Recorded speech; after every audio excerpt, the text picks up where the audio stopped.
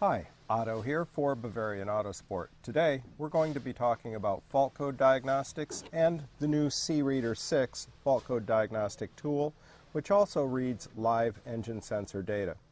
We'll be using this tool in the Youobd2 diagnostic port on this BMW. The tool will show us not only the fault codes, but the live sensor data and the freeze data around where the fault code was generated, so we can better diagnose why the fault code happened. Come on along with us and we'll plug this tool in and get started. Now we're ready to plug in the diagnostic tool. Again, we have the C-Reader 6 tool. We have the plug for the tool, and the port on the vehicle is right here under the dash.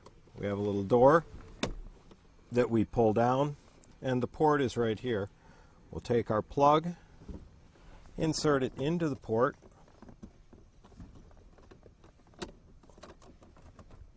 and so we have the plug fully into the port. We're all set there. We have the tool, which is already on, being in the port, but we need to turn the ignition on to read the codes. So we'll go ahead and do that now. We don't need to start the engine, just turn the ignition on. Okay, so now we have our initial screen, and it's set on diagnose. We're going to hit the enter arrow, and it's reading the vehicle systems. And now it's telling us we're into the systems. It's reading what the vehicle systems are. And we'll hit enter again. And now we have the menu with a choice of read codes, erase codes, I am readiness, which is telling you whether you're ready for an emissions test yet, if all the readiness parameters have been satisfied, live data stream, freeze frame data, which will tell us what was happening around the time that any fault codes were generated, and live sensor test data. Right now we're going to read the codes. We know that this vehicle has codes, so we're on read codes. We'll hit enter. We want to read the current DTCs, or diagnostic test codes. We'll hit enter again. And this tells us we have a P0174, 1 of 1, meaning one fault code, the first fault code out of one fault code, so that's all that there is in the system. And down below it reads system 2 lean on bank 2.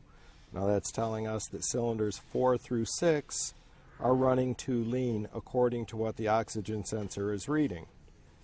Now what we can also do is go back, see if there are any pending codes, meaning ones that haven't stored solidly yet, but kind of like the vehicle is thinking about these ones, seeing if it wants to actually generate a code. Hit enter, and we have no pending codes. So we'll go back, and we don't have any permanent codes on this vehicle either. And now we'll look at the freeze frame data. What was happening when that fault code was generated? So we'll go down to freeze frame, hit enter, and we're going to read ECU1.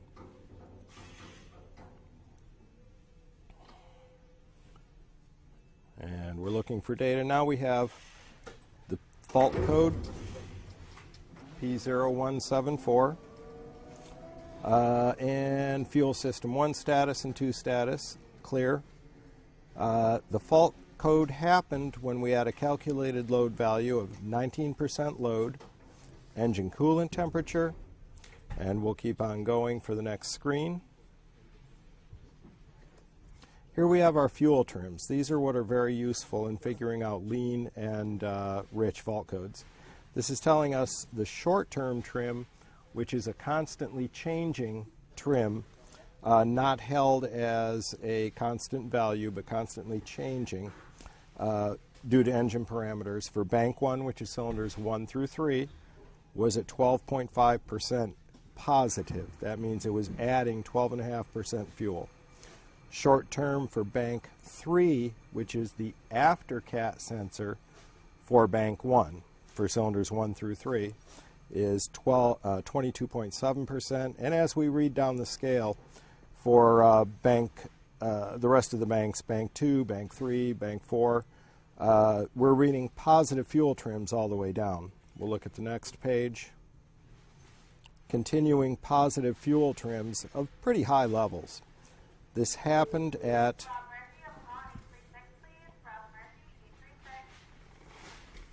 2,427 RPM, and the vehicle speed, this is set currently in kilometers per hour, was 108 kilometers per hour. That can be changed to miles per hour.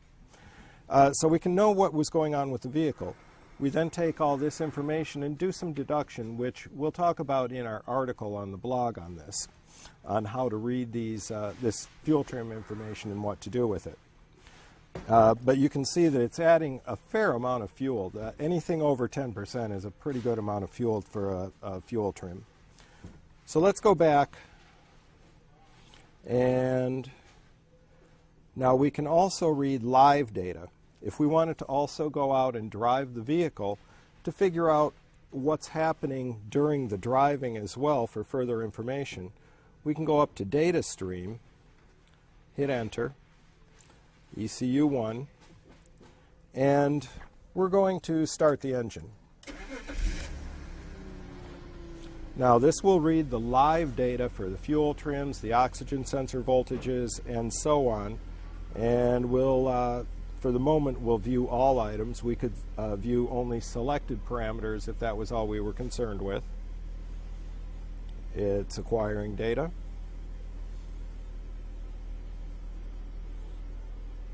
Now, we're reading actual live data right now. Calculated load value, 15%. Engine coolant temperature, 57 degrees centigrade. And you can see the short-term fuel trim is changing. Right now it's actually negative, 0 to negative. There's negative. So it's actually subtracting while we're at idle. If we rev the engine a little bit, and that's for bank 1. Numbers change, it went even more negative there. If we look at the next page, you can see there's 6 pages of data.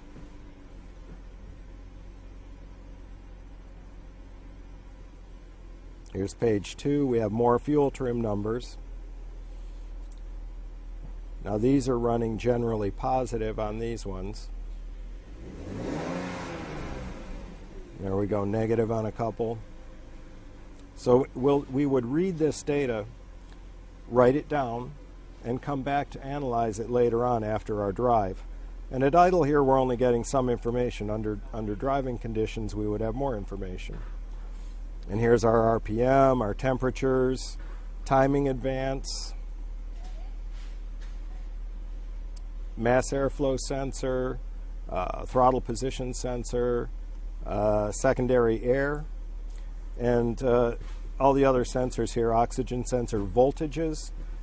We can actually go back and test the oxygen sensors individually. So this tool is quite useful for diagnostics. Now, we've got all of our data. We're going to write it down and then analyze it. For the moment, we'll just show you some more on this tool. We'll go back on the menus. And let's say we thought we had fixed our problem, or we're wondering if this is a current code. Is it still being generated? We can erase the codes.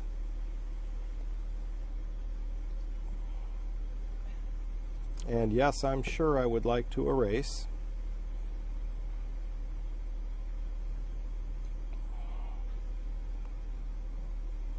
And it's telling me turn ignition on with engine off,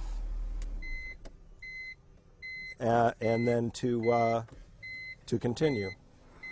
There we go. Hit continue. And it's telling us our fault code has been cleared and we're all set. Now, what we would do is then run the engine, drive, and see if the fault code reappears. Is it something we actually need to track down? So that's a very basic primer on using the C-Reader 6. And again, going to the blog article, we will talk more about what to do with some of these values that we have in hand for further diagnostics. With that, thank you for watching. If you like this video, don't forget, hit your like key, send us some comments, tell us what you think. If you've got questions, what you would like to see, how you're reading using your C-Reader 6 tool, and we'd love to hear from you. We're going to go on to our next video now.